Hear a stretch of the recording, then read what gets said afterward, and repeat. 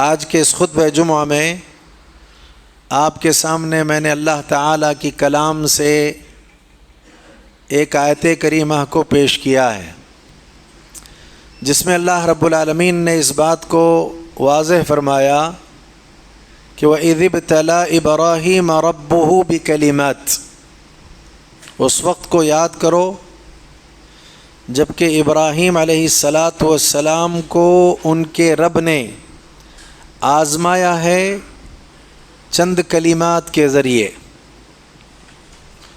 جن میں وہ کھرے اتر گئے تو اللہ رب العالمین نے فرمایا انی جاعلک للناس اماما، میں آپ کو لوگوں کا امام بنانے والا ہوں۔ تب ابراہیم علیہ السلام نے کہا قال ومن ذریتی، یہ امامت میری ذریت میں بھی چلتی رہے، میری ذریت میں بھی رہے۔ تو اللہ تعالیٰ نے یہ فرمایا لا ینال عہد الظالمین، ہمارا عہد ظالموں کے سلسلے میں نہیں ہے۔ دنیا میں ہر انسان سے اللہ امتحان لیتا ہے، ان میں سب سے زیادہ سخت قسم کا امتحان اہل ایمان سے ہوتا ہے، ان میں بھی زیادہ بڑا اور کڑا امتحان انبیاء و رسل سے ہوتا ہے، اور اس میں بھی شدید امتحان جو ہوتا ہے وہ اولو العزم پیغمبروں سے ہوتا ہے۔ انہی اولو العزم پیغمبروں میں سے ایک پیغمبر ہیں حضرت ابراہیم علیہ السلام۔ اللہ رب العالمین نے کلمات کے ذریعے ان کا امتحان لیا ہے، اور یہ کلمات کلمہ کی جمع ہے۔ کس کو کہتے ہیں کلمہ؟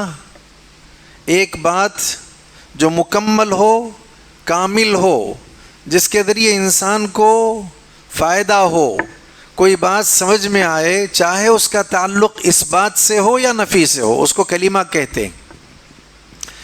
اللہ نے فرمایا کبرت کلمۃ تخرج من افواہہم ان یقولون الا کذبا، سورہ کہف ہم پڑھتے ہیں، اس میں اللہ نے اسی کلمے کے لفظ استعمال کیا ہے کہ ان لوگوں نے اللہ تعالیٰ کی اولاد بنایا ہے، کہ فلاں اللہ کی اولاد ہے، فلاں اللہ کی اولاد ہے، فلاں اللہ کا بیٹا ہے، تو یہ اپنے منہوں سے ایسی بات نکالتے ہیں۔ کبرت کلمۃ تخرج من افواہہم ان یقولون علی اللہ کذبا، یہ صرف اللہ تعالیٰ پر جھوٹ ہے، اس کے علاوہ کچھ نہیں۔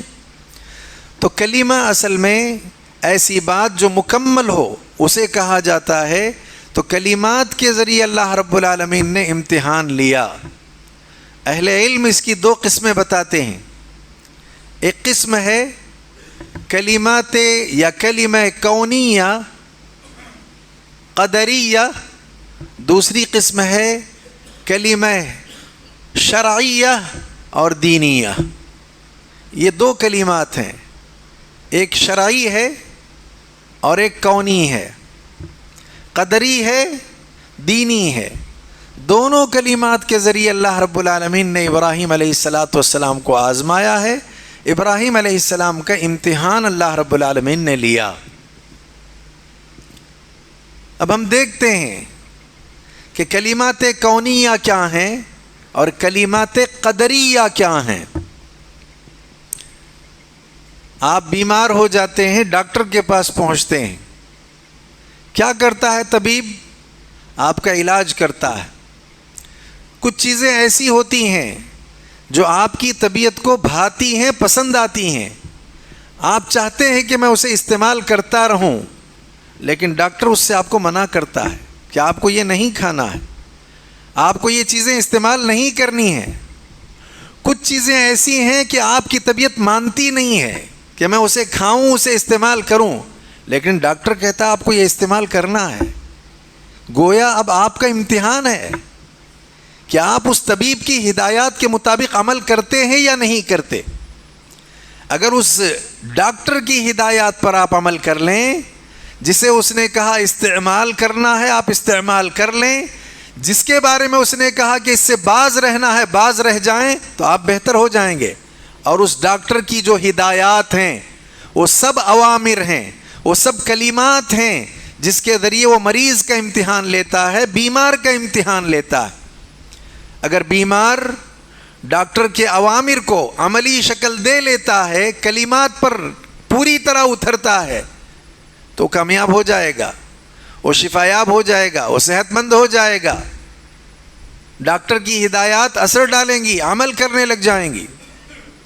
کوئی مریض ایسا نہیں ہوتا کہ طبیعت کے خلاف اگر ڈاکٹر کہے میری طبیعت چاہتی ہے میں کھاؤں اور آپ منع کرتے ہیں تو آپ میرے دشمن ہیں.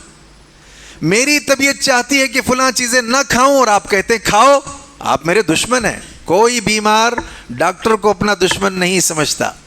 ٹھیک اسی طرح اللہ تعالیٰ کے سارے احکام جو انسان کے نام آئے ہیں اس میں یہی فائدہ ہے کہ اللہ کہتے ہیں فلاں کام کرو, آپ کا فائدہ ہے اس میں. آپ کی طبیعت کبھی مانتی ہے کبھی نہیں مانتی.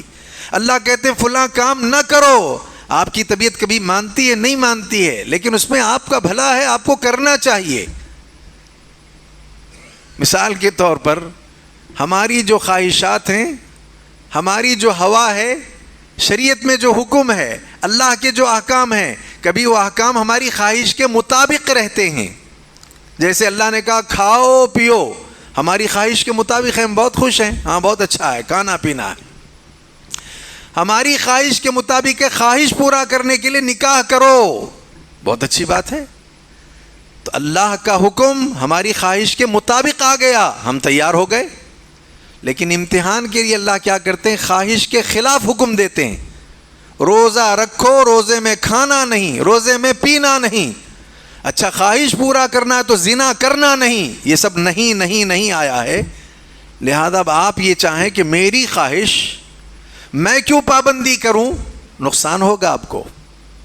اور کبھی آپ اللہ کو اپنا دشمن بنا لیں گے, نتیجے میں اللہ آپ کو اپنا دشمن بناتے ہیں, نقصان آپ کا ہونا ہے. ہمارے فائدے کی خاطر کلمات آتے ہیں, اوامر آتے ہیں, اللہ کے احکام آتے ہیں, چاہے اس کا تعلق کرنے سے ہو چاہے اس کا تعلق نہ کرنے سے ہو. لہذا اللہ کے ہدایات پر ہمیں عمل کرنا چاہیے. افسوس یہ ہے کہ بیمار ڈاکٹر کی ہدایت پر عمل کرتا ہے, لیکن ایک اسلام کا دعوے دار مسلمان اللہ کے احکام پر عمل کرنے کے لیے تیار نہیں ہے. کس قدر افسوس کی بات ہے یہ.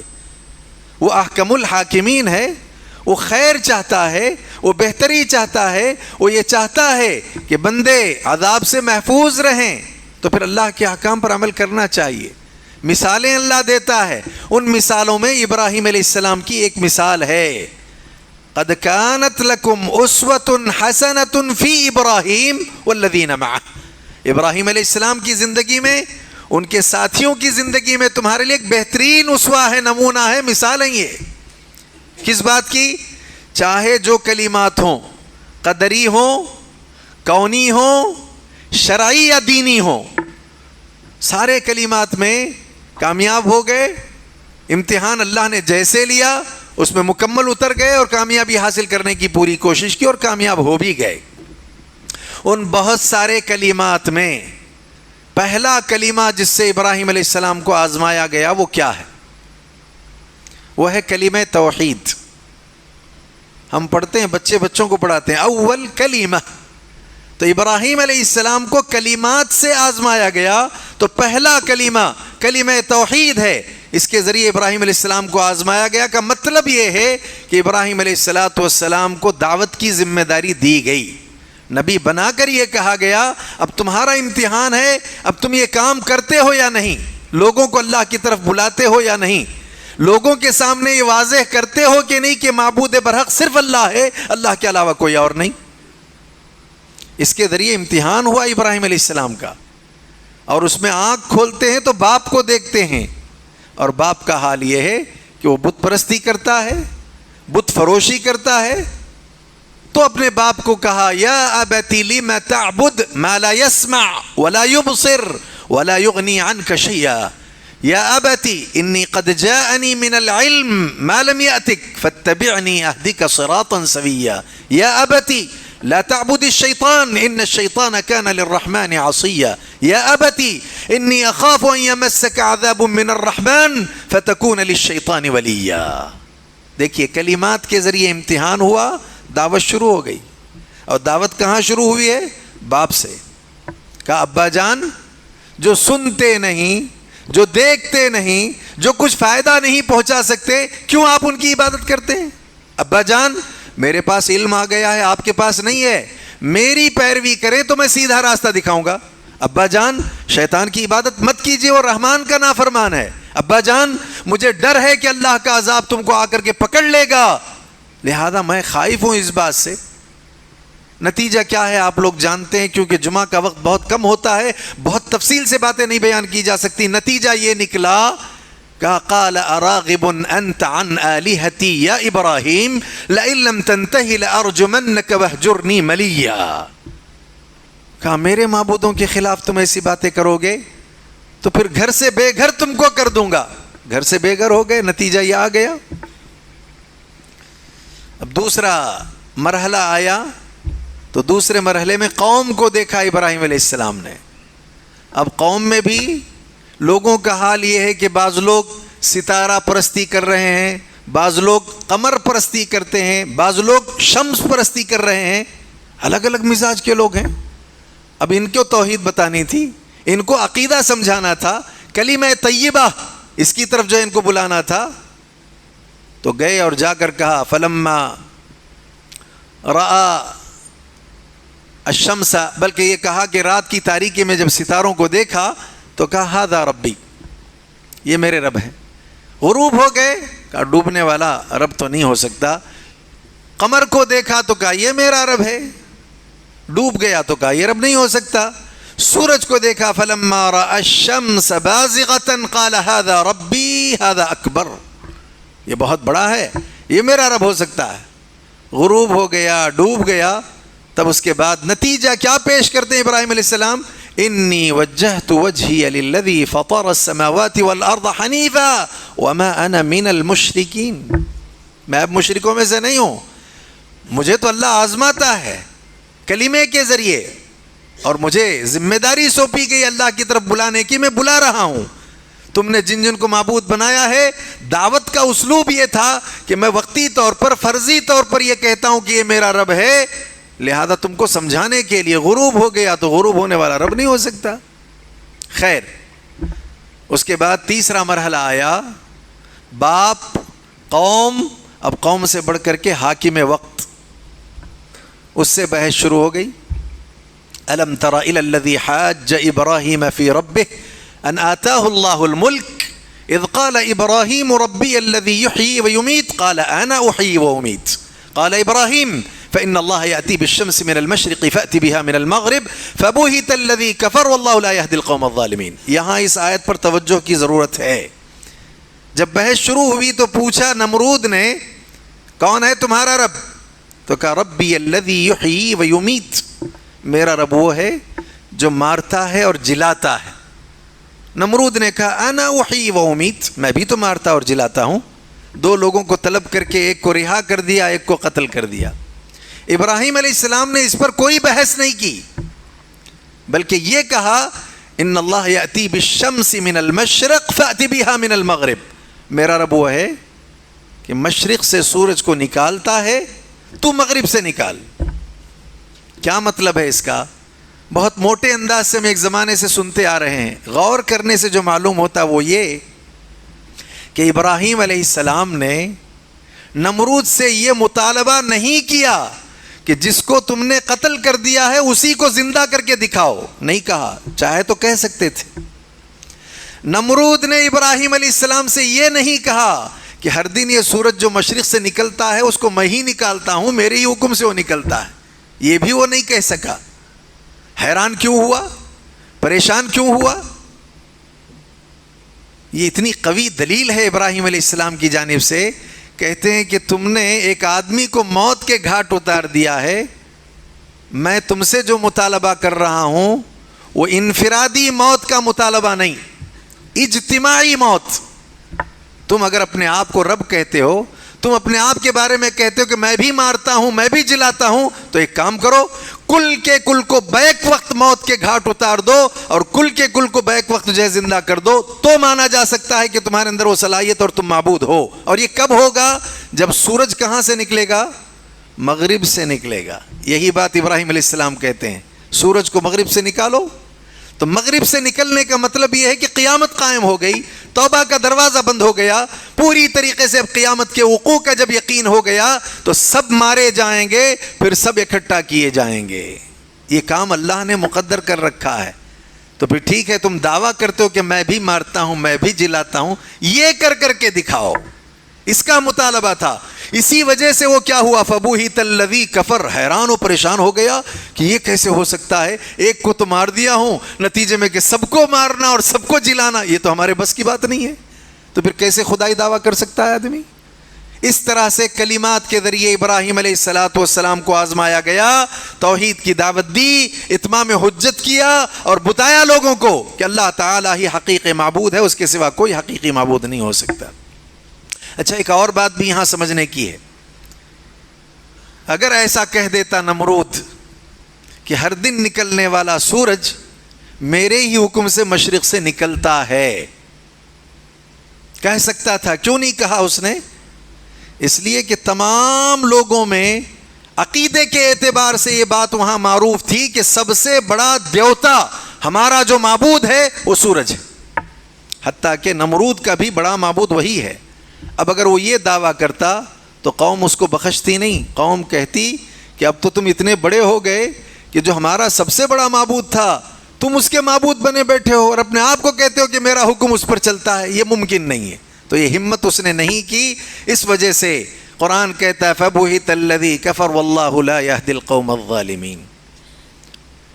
بہرحال آپ تعجب کریں گے، ایک تفسیر ہے، تفسیر مقاتل ابن سلیمان، اس میں یہ بات موجود ہے کہ اللہ تعالیٰ نے اس کی تباہی کے لیے جو سزا متعین کی تھی، ایک معمولی سا جانور جو اس کے سر داخل ہو گیا، اگرچہ کہ تاریخی اعتبار سے یہ بات ہے، کتاب و سنت کے صریح نصوص کے اعتبار سے یہ بات نہیں. وہاں یہ بات آخر میں بیان کی گئی کہ اللہ کہتے میرے عزت کی قسم، میرے جلال کی قسم، قیامت اس وقت تک قائم نہیں ہوگی جب تک کہ یہ نہیں ہوگا. کیا نہیں ہوگا؟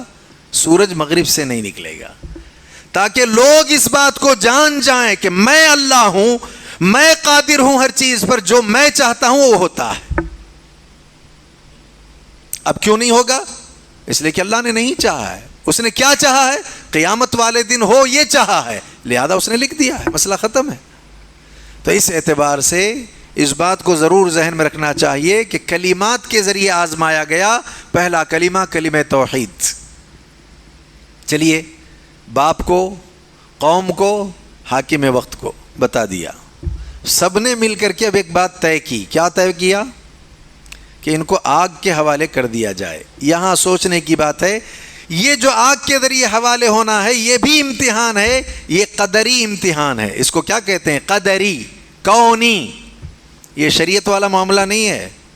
اگر شریعت میں ہوتا جلنا، شریعت میں ہوتا جلانا، تو پھر ہر آدمی یہ کام کرنے لگ جاتا. شریعت میں جلنا جلانا نہیں، بلکہ جلنے سے بچنے کے لیے ہم شریعت میں آئے. وہ حضرت حکیم ابن حزام کی روایت ہے نا، اللہ کے نبی نے کچھ لوگوں کا امیر ایک صاحب کو بنا کر کے بھیجا. وہ راستے میں گئے، لوگوں سے کہا لکڑیاں جمع کرو، لکڑیاں جمع ہو گئیں. لوگوں سے کہا آگ لگاؤ، آگ لگا دی گئی. اب لوگوں سے کہا کود جاؤ اس میں. آدھے لوگ کہتے ہیں امیر کا حکم ہے کود جائیں گے، آدھے لوگ کہتے ہیں آگ سے بچنے کے لیے یہاں اسلام میں آئے ہیں تو کیسے کودیں گے. کہا نہیں، اللہ کے نبی موجود ہیں، فیصلہ وہاں سے کرتے. اللہ کے نبی کے پاس آئے، مسئلہ پیش کیا تو اللہ کے نبی نے کہا لا طاعۃ لمخلوق فی معصیۃ الخالق. خالق کی جہاں نافرمانی ہوتی ہے مخلوق کی وہاں اطاعت نہیں کی جائے گی. جن لوگوں نے آگ میں نہیں کودا ہے ٹھیک کیا انہوں نے، اور جو آگ میں امیر کی بات مان کر کے کود جاتے قیامت تک اسی آگ میں پڑے رہتے. آگ سے بچنے کے لیے ہم یہاں آئے ہیں اور ابراہیم علیہ السلام کو آگ میں ڈالا جا رہا ہے. تو یہ جو آگ کا امتحان ہے یہ شرعی نہیں، کونی ہے، قدری ہے. دو طرح سے آزمایا گیا. شرعی اعتبار سے بھی آزمایا گیا تو لا الہ الا اللہ شریعت ہے، اس کی طرف بلانا شریعت ہے. اس کے نتیجے میں آگ میں ڈالا جا رہا ہے، یہ قدری ہے، یہ کونی ہے. لہذا اس موقع پر بھی ابراہیم علیہ السلام آگ کے حوالے کیے جا رہے ہیں. نصرت کے لیے فرشتے آ گئے، آپ نے ان کی حاجت محسوس نہیں کی تو اللہ نے آگ سے خطاب کر کے کہا یا نار کونی بردن وسلاما علی ابراہیم. یا نار کونی بردا، اے آگ ٹھنڈی ہو جا، سلامتی والی ہو جا ابراہیم پر. تو لہذا اس طرح سے دو طریقے سے آزمایا گیا. تیسرا کلمہ کون سا ہے جس سے آزمایا گیا ابراہیم علیہ السلام کو؟ تیسرا کلمہ جس سے امتحان ابراہیم علیہ السلام کا لیا گیا وہ یہ ہے کہ اپنے بیٹے کو ذبح کرو. یہ بھی شرعی نہیں ہے. اگر یہ شرعی ہوتا تو ہر سال انسان کو ذبح کرتے. ویسے بھی آپ کو معلوم ہے نا، ایک انسان کا ناحق قتل ساری انسانیت کا قتل ہے. ایک انسان کو بچانا ساری انسانیت کو بچانا ہے. اگر کوئی دہشت گردی کرے، اگر کوئی دہشت گرد بنے، کون اس کو پسند کرے گا؟ کسی بھی دنیا کے مذہب میں دہشت گردی کی اجازت نہیں ہے. نہ دہشت گرد پسندیدہ ہے، نہ اس کو جو ہے پسند کیا جا سکتا ہے. بلکہ اس کے خاتمے کے لیے جو کوششیں ہوتی ہیں وہ مطلوب ہیں شریعت میں. ناحق ظلم کرے کوئی، ابھی قریب میں ہمارے یہاں ہمارے اس ملک کے جو ہے بارڈری علاقوں میں 26 لوگوں کو آ کر کے دہشت گردوں نے مارا، ختم کیا. کیسے یہ درست ہو سکتا ہے؟ کیسے یہ صحیح ہو سکتا ہے؟ تو دہشت گردوں کا کوئی مذہب نہیں ہوتا، اور کسی بھی مذہب میں دہشت گردی کی اجازت نہیں ہے. بلکہ اسلام یہ چاہتا ہے کہ دہشت گردی کا خاتمہ ہو، ناحق لوگوں کی جانیں نہ جائیں، ناحق لوگوں کا مال نہ جائے، ناحق لوگوں کی عزت و آبرو اس کا جو ہے اس کی دھجیاں نہ اڑائی جائیں. اسلام اس کے بارے میں بہترین اصول دیتا ہے. ہم تو یہ کہتے ہیں کہ ہمارے ملک کے ذمہ داران اور ہماری یہاں کی جو افواج وغیرہ ہے، اگر یہ دہشت گردی کیا بالیقین یہ دہشت گردی کے خاتمے کے لیے کوششیں کر رہے ہیں، بہت قابل تحسینی عمل ہے. دہشت گردی کا خاتمہ ہونا چاہیے. دہشت گردوں کو ان کے جو ہے کردار یا ان کا جو معاملہ ہے اس کے اعتبار سے ان کو کیفر کردار تک پہنچانا چاہیے. بڑا اچھا اقدام ہے. اب آپ یہ دیکھیے نا، ذبح کرنے کا حکم دیا گیا ابراہیم علیہ السلام کو کہ اپنے بیٹے کو ذبح کرو. یہ شرعی معاملہ نہیں ہے، یہ شرعی امتحان نہیں ہے، یہ کونی امتحان ہے، قدری امتحان ہے. اس میں بھی کامیاب ہو گئے. کہا یا ابتی یا بنی انی ارى في المنام انی اذبحک فانظر ماذا ترى قال یا ابت افعل ما تؤمر ستجدنی ان شاء اللہ من الصابرین.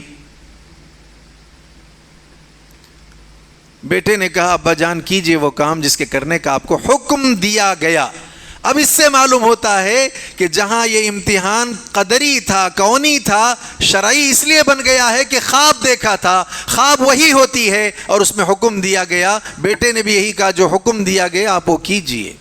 کتنا اچھا گھرانہ ہے. دیکھیے آپ، یہ باپ بھی فرما بردار رب کا، بیٹا بھی رب کا فرما بردار، بیوی بھی رب کی فرما بردار.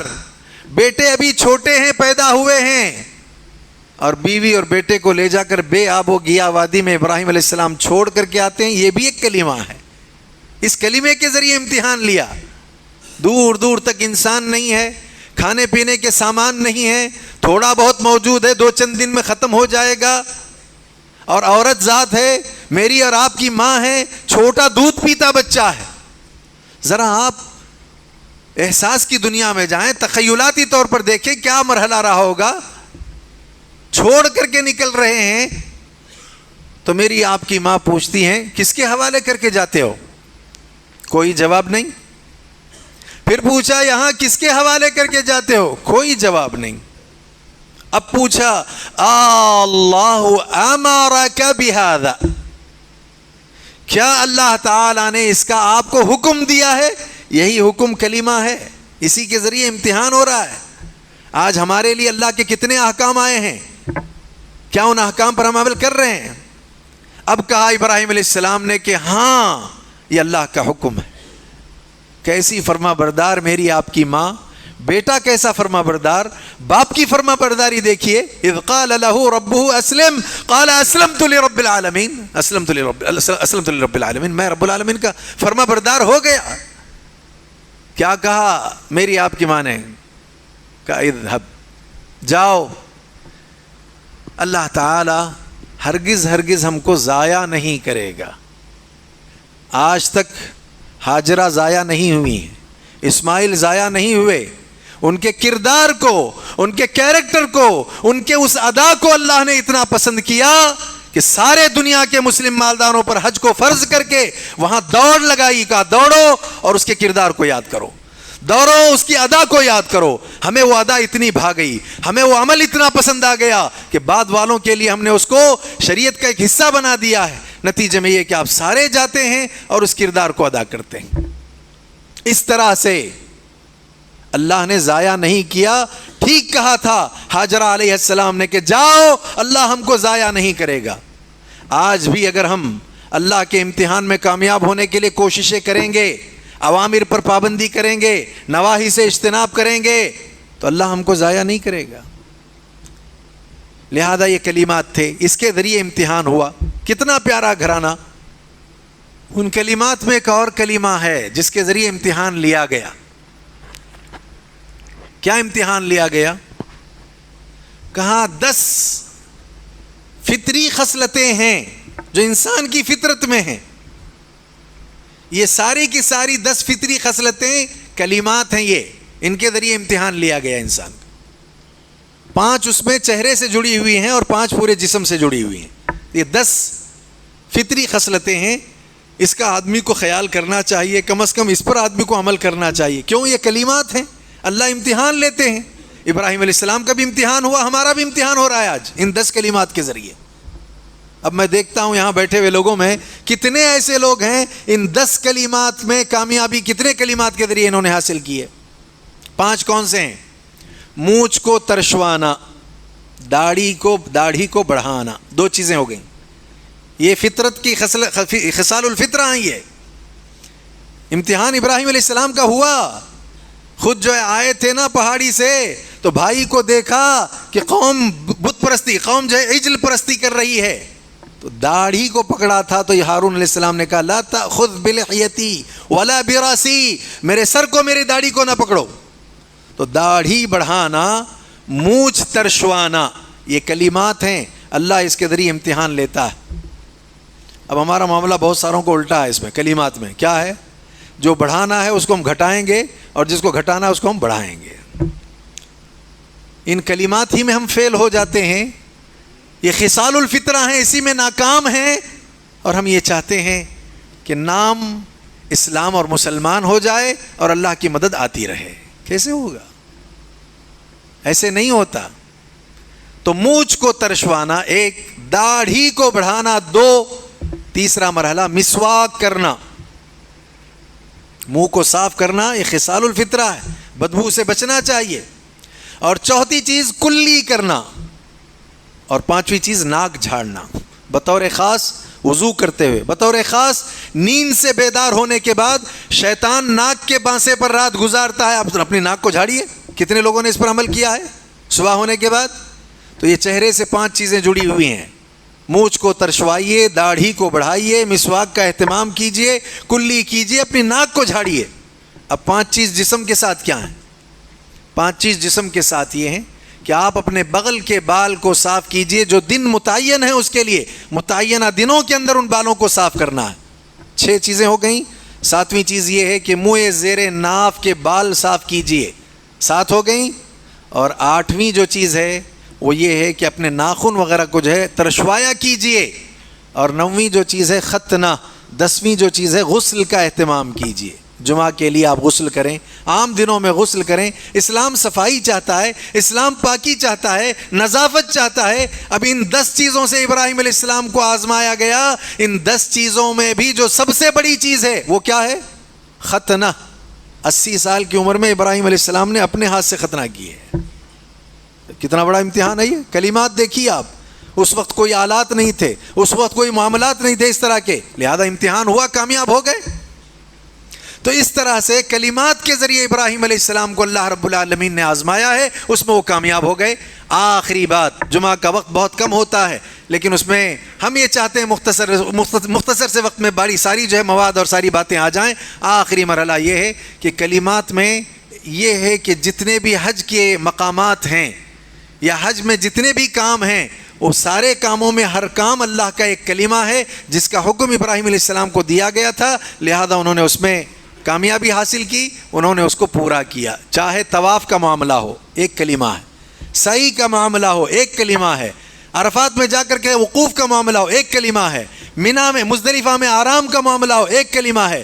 اور منا میں آ کر کے جو ہے ایام میں رات گزارنے کا معاملہ ہو، ایک کلمہ ہے. لہذا پوری طریقے سے حج کے سارے معاملات کو بجا لانے کے بعد اللہ نے ابراہیم علیہ السلام سے کہا وَأَذِّن فِي النَّاسِ بِالْحَجِّ يَأْتُوكَ رِجَالًا وَعَلَى كُلِّ ضَامِرٍ يَأْتِينَ مِنْ كُلِّ فَجٍّ عَمِيقٍ. اب اذان دو، اب لوگوں کو بلاؤ، لوگوں کو پکارو، تو کیا ہوگا؟ پاپیادہ آئیں گے، سواریوں پر سوار ہو کر کے آئیں گے.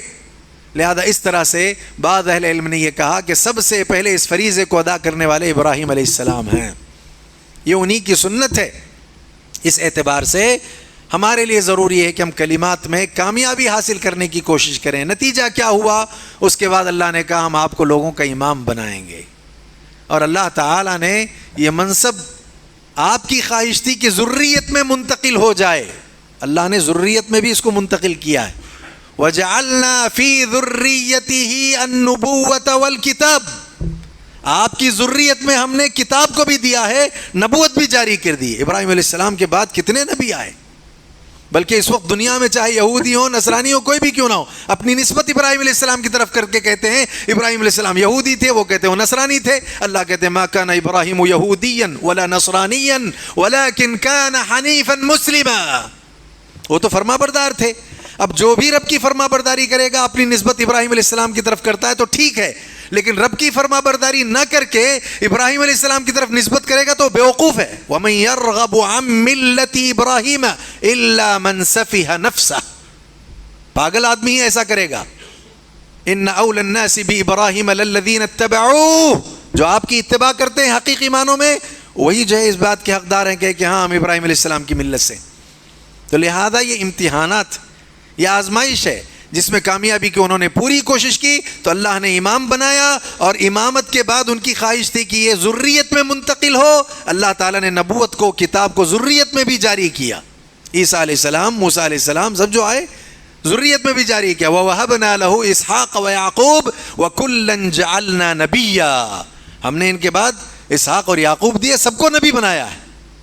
تو پھر اب امامت کس کے لیے نہیں ہے؟ لا ینال عہد الظالمین. جو ظالم ہیں ان کے لیے جو ہے امامت نہیں ہے. تو لہذا معلوم یہ ہوا کہ ہمارا بھی دنیا میں امتحان ہو رہا ہے. شریعت ہے ہمارے پاس، دین ہے ہمارے پاس. لہذا ضرورت اس بات کی ہے کہ ہم اپنے رب کو راضی کرنے کی کوشش کریں، دین پر ہم عمل کریں اور احکام پر عمل کریں، اپنی عاقبت کو سنواریں، اپنی دنیا کو بہتر کرنے کی کوشش کریں. آج کے اس جمعہ میں اتنی باتیں میرے لیے، آپ سب کے لیے کافی ہیں. اللہ سے دعا ہے کہ اللہ تعالیٰ ہم تمام کے تماموں کو دنیا آخرت میں کامیابی نصیب فرمائے، ہر شر سے ہماری حفاظت فرمائے. اقول قولی ھذا واستغفر اللہ لی ولکم ولسائر المسلمین واستغفروہ انہ هو الغفور الرحیم.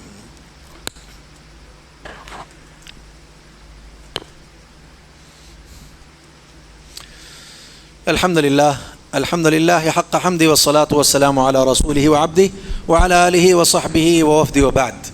خطبہ اولیٰ میں نے درمیان میں دہشت گردی اس حوالے سے تھوڑی سی بات کی تھی. دیکھیے حقیقی اور سچی بات تو یہ ہے، جیسے میں نے کہا پھر اس کو دہرا دیتا ہوں، کہ دہشت گرد ایسا ہے کہ جو لوگوں کی جانوں اور مالوں اور عزتوں پر حملہ کرتا ہے.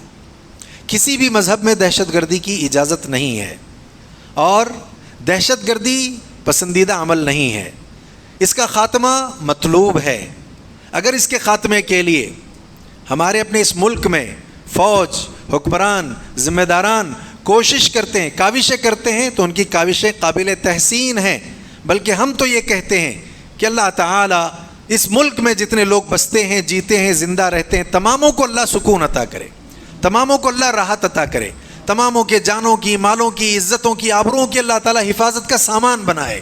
اللہ تعالیٰ جو اس کے لیے صحیح اور درست اور اچھی کوششیں جاری رکھے ہیں، کوششیں کر رہے ہیں، اس میں ان کو کامیابی نصیب فرمائے. خاص کر کے اس سلسلے میں ہوتا یہ ہے کہ کبھی کبھی نوبتیں ایسی آتی ہیں کہ افراد مل کر کے لڑتے بھڑتے ہیں، کبھی اس کے خاتمے کے لیے کوششیں کرتے ہیں، کبھی جنگوں والی کیفیات بھی پیدا ہوتی ہیں. جنگوں سے کبھی کسی کا بھلا نہیں ہوا ہے. لہذا بہتر یہ ہوتا ہے کہ یہ دہشت گردی کا خاتمہ ہو، اس کے لیے بہترین ماحول پیدا ہو. اس کے لیے جو لوگ جو کوششیں کر رہے ہیں، جہاں جس انداز کی کوششیں ہو رہی ہیں، ہم سب کی ذمہ داری ہے کہ ہم ان کے لیے دعا کریں کہ اللہ تعالیٰ ظلم کے خاتمے کے لیے، دہشت گردی کے خاتمے کے لیے جو کوششیں کرتے ہیں ان کو ان کوششوں میں کامیابی عطا فرمائے. فوج ہے لڑتی بھڑتی ہے. ظاہری بات ہے 26 لوگ جو ہے دہشت گردی کا شکار ہوئے, مظلوم تھے, ناحق مارے گئے تھے, نتیجے میں کارروائی ہوئی. پھر وہاں بھی کارروائی کے بعد اب جو صورتحال ہے وہ آپ جانتے ہیں. اس صورتحال میں ہم چاہتے ہیں کہ ملک میں امن آئے, سکون آئے, ملک میں جو یہ سارے جو معاملات ہیں بہتر سے بہتر ہوں, اور جو ذمہ داران کوششیں کر رہے ہیں ان کو ان کی کوششوں میں کامیابی ملے. اس کا ہم جو ہے ارادہ رکھتے ہیں اور ہماری ایک نیک خواہشات ہیں. اور اللہ تعالیٰ سے دعا ہے کہ اللہ تعالیٰ ہمیں امن, امان, سکون, اطمینان نصیب فرمائے. ملک کے اندر اللہ تعالیٰ کامیابی عطا کرے. اللہ تعالیٰ خیر کے فیصلے فرمائے. ہر شر سے اللہ تعالیٰ ہماری حفاظت فرمائے. ایک دوسرا مسئلہ یہ ہے کہ مساجد کی ضروریات کو پورا کرنا بہت زیادہ ضروری ہے. یہ مساجد ہمارے دین پر قائم رہنے کا ایک ذریعہ ہیں. آج ماشاءاللہ آپ آ گئے کسی اشتہار کے بغیر, اور وہ بھی دین کے تصور سے, نیکی کے تصور سے. تو لہذا مساجد کا قیام, مساجد کی ضروریات کا پورا کرنا یہ ہماری ذمہ داری ہے. اس مسجد کی جملہ ضروریات کو پورا کرنے کے لیے میں آپ سے درخواست کرتا ہوں کہ نماز کے بعد جاتے جاتے بھرپور تعاون دیتے جائیں. اللہ تعالیٰ آپ سب کے تعاون کو قبول فرمائے. ایک بات اور کہہ دینا چاہتا ہوں, وہ یہ امتحان ہوتا ہے, ہمارا بھی امتحان ہے. کیا امتحان ہے؟ مساجد اللہ کے لیے ہیں, اللہ کے علاوہ یہاں کسی اور کو نہیں پکارنا چاہیے. اب کیا ہوتا ہے, نماز کے بعد کچھ لوگ اللہ کو پکار رہے ہوتے ہیں, دعائیں کرتے ہیں, مناجات کرتے رہتے ہیں. نماز ہوتی کچھ لوگ باہر کھڑے ہو کر کے, ادھر کھڑے ہو کر کے زوردار باتیں کرنے لگتے ہیں. اس امتحان میں آپ کامیاب کیا ہوئے؟ وَأَنَّ الْمَسَاجِدَ لِلَّهِ فَلَا تَدْعُوا مَعَ اللَّهِ أَحَدًا. بہتر یہ کہ آپ مسجد چھوڑیے, باہر جائیے, باہر جا کر آپ گفتگو کیجئے. تو لہذا اس اعتبار سے نمازیوں کا, رب سے جو ہے مناجات کرنے والوں کا خیال کیجئے کہ ان کا خشوع ہے, ان کا خضوع ہے, وہ لگے ہوئے اللہ تعالیٰ سے مانگ رہے ہیں, خلل نہ واقع ہو. لہذا ہماری دنیاوی گفتگو مسجد میں نہ ہو, ایسی باتیں, ایسی حرکات نہ ہو. آخری بات, بہت سارے لوگوں کی طرف سے درخواستیں آئی ہیں کہ ان میں سے کسی کے دوست بیمار ہیں, کسی کی بیٹی بیمار ہے, کسی کی بہن بیمار ہے, ہمارے یہاں دواخانوں میں وہ ایڈمٹ ہیں, بڑی بڑی بیماریاں ہیں. تو لہذا تماموں کے لیے اجتماعی طور پر ہم دعا کرتے ہیں کہ اللہ تعالیٰ ان تماموں کو شفا عطا کرے, ان کو اللہ صحت عطا کرے. اللہ تعالیٰ ہم کو بیماریوں سے بچائے. اللہ تعالیٰ ہمارے لیے خیر کا فیصلہ فرمائے. یہاں جتنے مالدار ہیں ان کے مالوں میں اضافہ فرمائے. ان کے مالوں میں جن کا حق ہے ان کو ان کا حق دینے کی اللہ توفیق دے. جتنے غریب ہیں اللہ ان کی زندگیوں کو بہتر بنائے. اللہ تعالیٰ جو بھی ہماری کاوشیں ان کاوشوں کو اللہ تعالیٰ قبول فرمائے. اللہ کامیابی نصیب فرمائے. اللہ تعالیٰ خیر کے فیصلے فرمائے, ہر شر سے ہماری حفاظت فرمائے. اللہم اغفر لجمیع المؤمنین والمؤمنات والمسلمین والمسلمات الاحیاء منهم والاموات انك سمیع قریب مجیب الدعوات. عباد اللہ رحمنی ورحمکم اللہ, ان اللہ یأمر بالعدل والإحسان وإیتاء ذی القربى وینہى عن الفحشاء والمنکر والبغی یعظکم لعلکم تذکرون. اذکروا اللہ یذکرکم وادعوه یستجب لکم ولذکر اللہ تعالی اعلی واولی واعز واجل وهم اکبر.